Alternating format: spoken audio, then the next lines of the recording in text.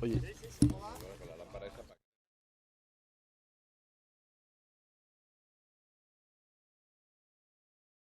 ¿Podemos empezar?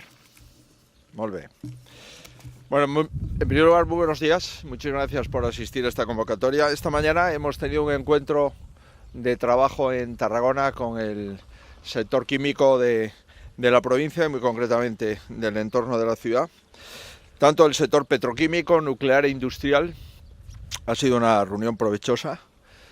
Estuvimos reunidos con el primer polo petroquímico del sur de Europa, que aporta aproximadamente 40.000 millones al Producto Interior Bruto, que da empleo en el entorno de 11.000 personas y que supone el 50% de la producción química de toda España, el 50% de la producción química de Cataluña y el 25% de toda España. Y ahora hemos podido ver, visitar, conocer y hablar sobre las instalaciones de la central nuclear de Ascó. En primer lugar, quisiera agradecer, además de la presencia de todos ustedes, la hospitalidad de nuestros compañeros, tanto de la presidenta del Partido Popular en Tarragona como del presidente del Partido Popular de Cataluña y también, por supuesto, del secretario de Economía y de Energía del Partido Popular, Alberto Nadal.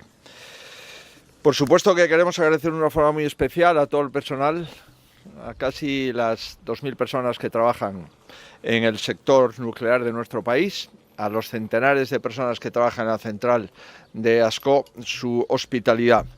Como saben, ayer adquirí un compromiso en materia energética que es ampliar la vida útil de las centrales nucleares. Y quiero hacerlo aquí, decirlo aquí, explicitarlo aquí, al lado de una de ellas y decirlo además en Cataluña por muchos motivos, dado que esta comunidad tiene el 60% de su energía es energía eléctrica nuclear y, por tanto, Cataluña no puede producir, no puede competir, tanto los hogares como sus industrias, si le desconectamos su principal fuente de energía.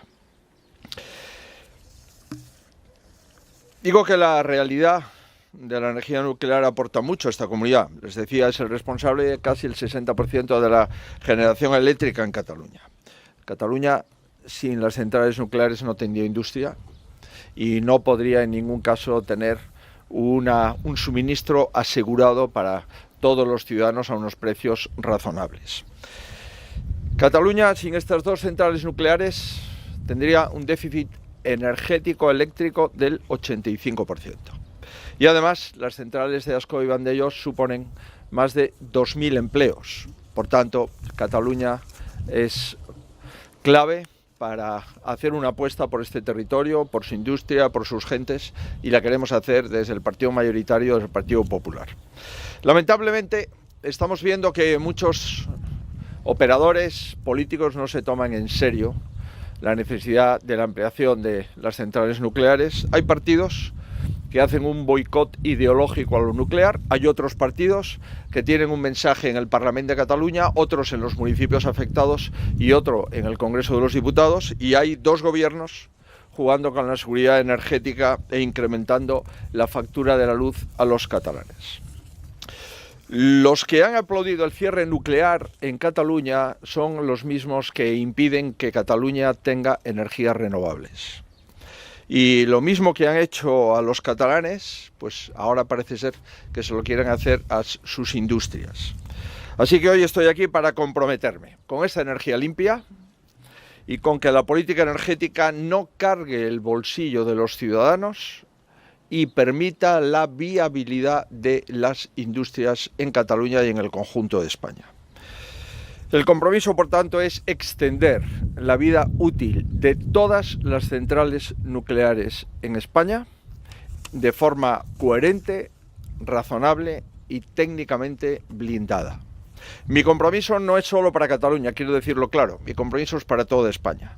Ni por territorios, ni a cambio de investiduras, ni a cambio de chantajes. Insisto, energía nuclear sí, energía limpia sí, no cierre de las centrales nucleares por cuestiones ideológicas, sí al principio de realidad.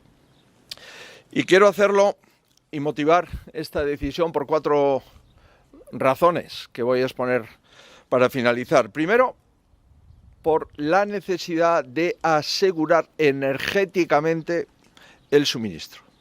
Segundo, para no disparar la factura de la luz. Tercero, para generar empleo y fijar población. Y cuarto, para contribuir con esta energía limpia a la descarbonización que tenemos como objetivo dentro de la Unión Europea. Decía que en primer lugar está la seguridad energética ante los apagones y para la industria. Es una energía firme, clave en el mix energético cuando las renovables fluctúan. Lo vimos con el apagón. Quisieron ocultarlo, pero desde el primer día sabían que la ausencia de energía nuclear era una de sus causas. Hace un año, a esta hora, España sufrió el mayor apagón de Europa. Hace un año, a esta hora, nos fuimos a negro.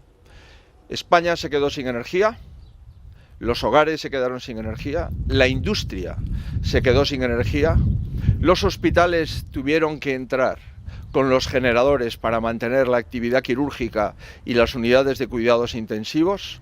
Lamentablemente murieron varias personas y hicimos el ridículo internacional y una pérdida de reputación de nuestro país como nunca había ocurrido.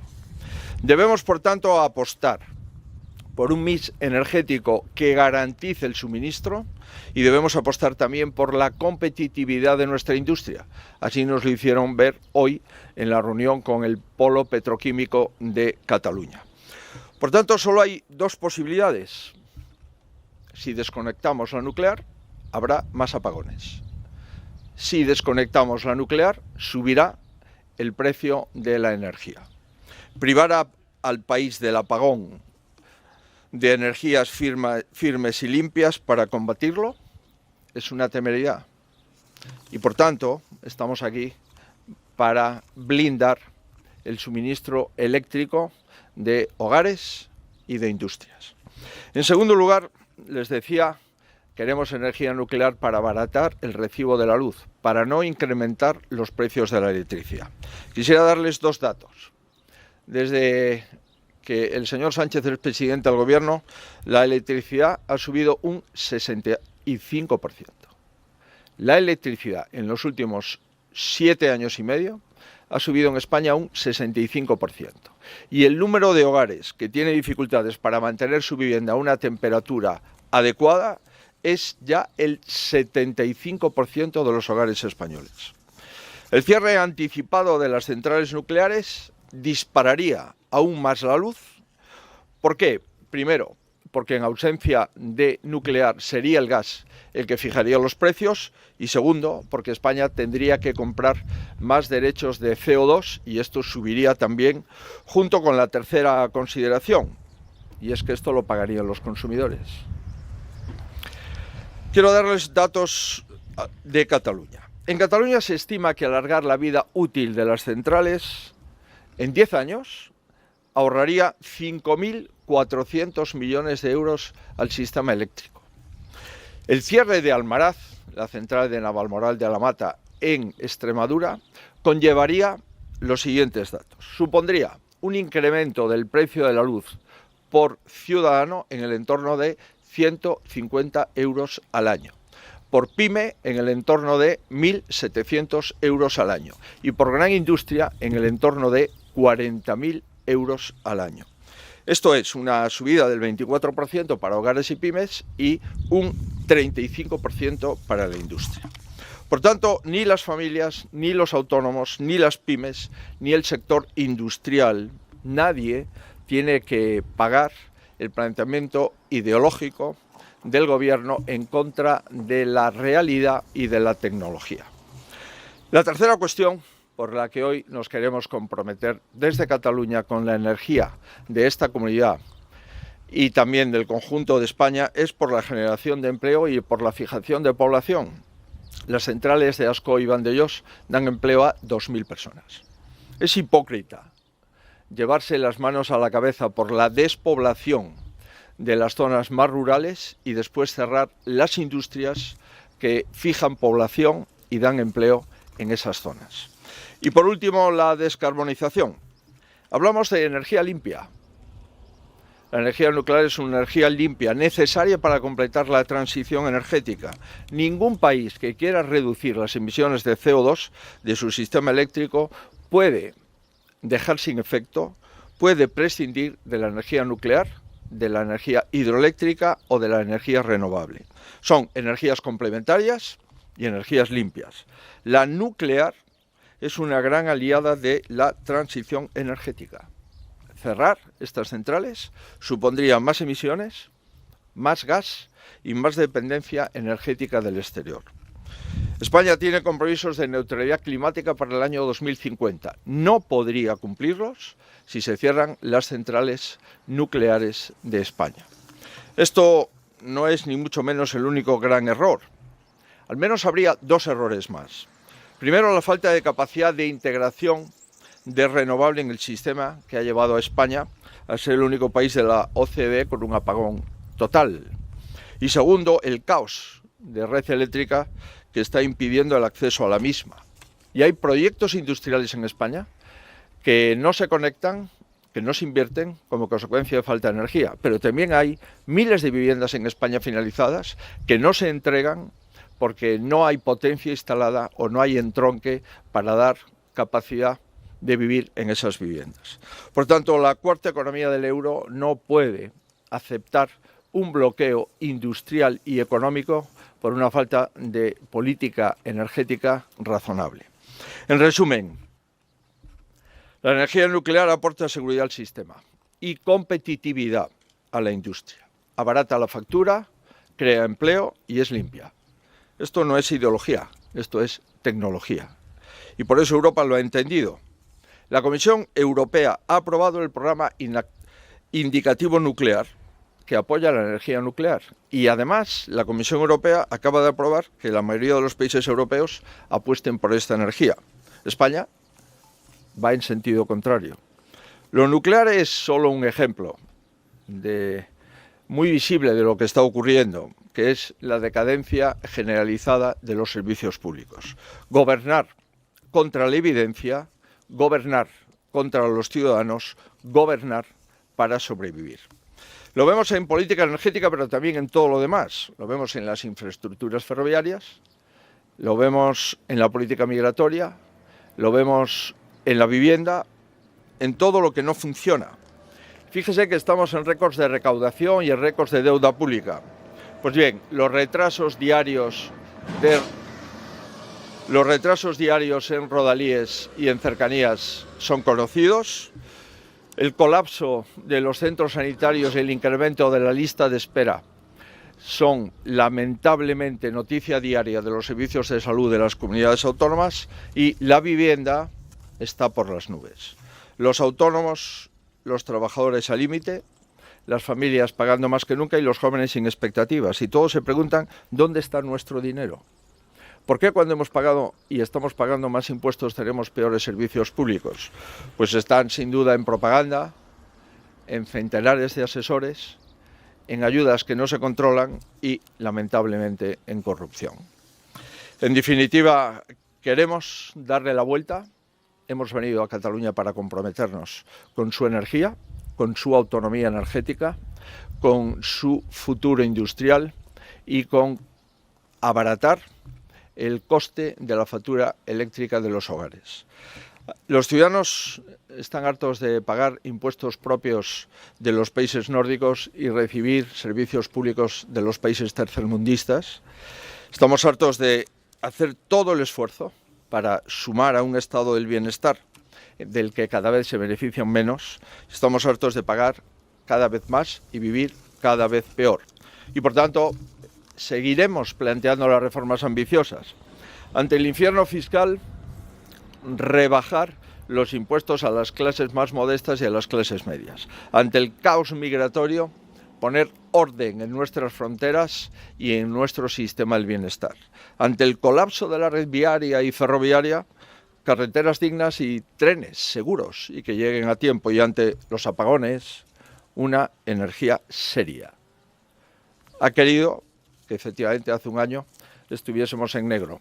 Creo que hoy, con este compromiso, evitaríamos los apagones del futuro de España y desde luego les aseguro que es uno de nuestros principales objetivos. Asegurar la energía en nuestro país, darle vida a nuestra industria y mandar un mensaje en favor de la descarbonización y de la energía limpia. Muchas gracias. Hola. Buenos días. Un año después del apagón nadie ha asumido responsabilidades. Uy, ¿me ha oído? Un año después del apagón nadie ha asumido responsabilidades. No sé si piensa si alguien debería haber asumido. Gracias. Es evidente que antes del apagón hubo avisos meses anteriores, semanas anteriores, y nadie hizo nada. Y es evidente también que la cuarta economía del euro no puede fundirse a negro y que nadie asuma ninguna responsabilidad.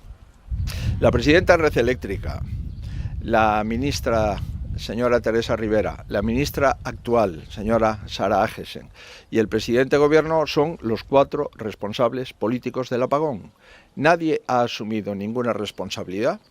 Los consumidores hemos pagado en los últimos 12 meses 1.000 millones más por la factura energética y el Estado se enfrenta a la contingencia de reclamaciones multimillonarias españolas y portuguesas por los daños producidos por ese apagón. En democracia se asumen responsabilidades políticas y lamentablemente la democracia en nuestro país con el Partido Socialista es una democracia que está en apagón, y es que puede pasar cualquier cosa, nos podemos quedar sin luz, se puede morir la gente, los hogares no funcionan, las industrias se apagan, los hospitales necesitan los sistemas de regeneración y aquí nadie asume ninguna responsabilidad. El apagón democrático que sufrimos en España es similar al apagón eléctrico.